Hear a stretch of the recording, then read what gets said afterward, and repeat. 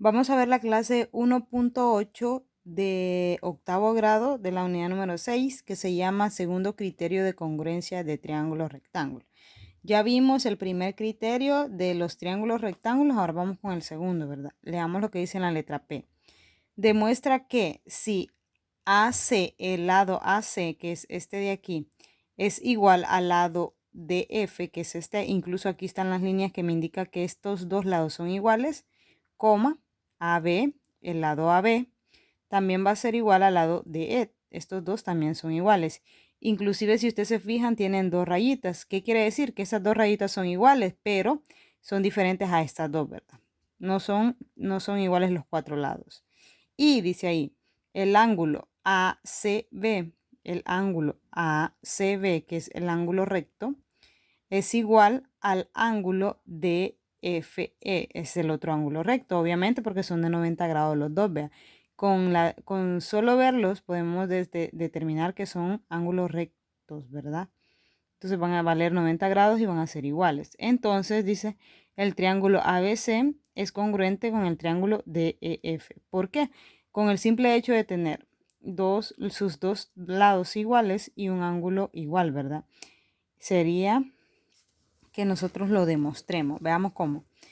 Haciendo coincidir los lados AC y DF, AC y DF, los puntos B, C y E, B, C y E están alineados.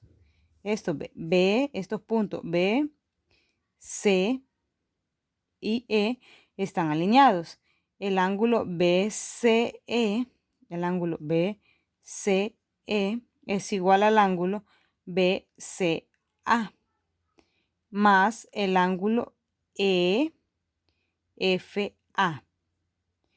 Igual a 90 más 90 grados es igual a 180. ¿Cómo comprueban esto? Aquí, miren, si usted puede ver, aquí le están diciendo que el ángulo B, que el lado o el punto BCE están alineados. Si se fijan, están alineados, están perfectamente alineados, ¿verdad?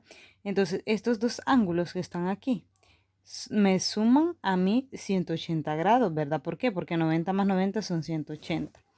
Entonces, el triángulo ABE es isósceles. BCE están alineados y AB, que sería este de aquí, es igual a E o a AE. Entonces tenemos que comparten o que son iguales estos lados. ¿Por qué? Porque aquí me están formando un triángulo isósceles. ¿Por qué razón? Porque si usted se fija, acuérdese que en un triángulo isósceles tiene de que dos lados son iguales y uno es diferente. Por lo tanto, si estos dos son iguales, al juntarlos o al alinearlos se me forma un triángulo isósceles, ¿verdad? Luego dice ahí el ángulo ABE, que sería el ángulo ABE, que sería todo este de aquí, miren. Me forma este de aquí, este angulito de aquí, es igual al ángulo AE, A, perdón, EB, a este otro ángulo. Recuerden que estos dos ángulos también van a ser iguales, ¿verdad? Entonces es isósceles. Por lo tanto, el triángulo ABC es congruente con el triángulo DEF. Tienen un cateto e hipotenusa de igual medida.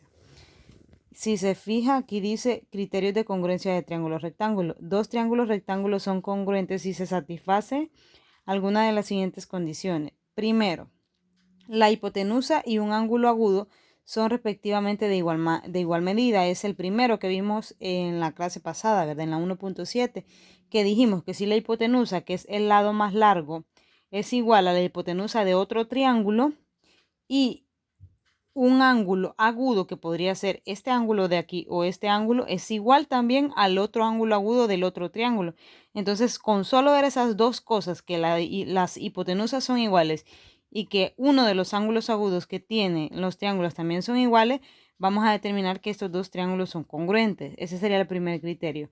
Y en el segundo criterio, la hipotenusa y un cateto son respectivamente de igual medida. Entonces, ¿cómo lo vamos a determinar? Que la hipotenusa, que también es este de aquí, el lado más largo, con el otro cateto, o sea que con el lado, aquí ya no va a ser con ángulo, sino que con un lado son de igual medida. un cateto son respectivamente de igual medida, también vamos a determinar que son congruentes. Entonces, no es necesario que usted vea tanto en sí que junte los dos triángulos, ¿verdad? Sino que con solo que usted identifique que los catetos, estos dos catetos son iguales y que las dos hipotenusas también son iguales, ahí usted puede determinar que estos dos triángulos son congruentes. Ahí determinaríamos el segundo criterio.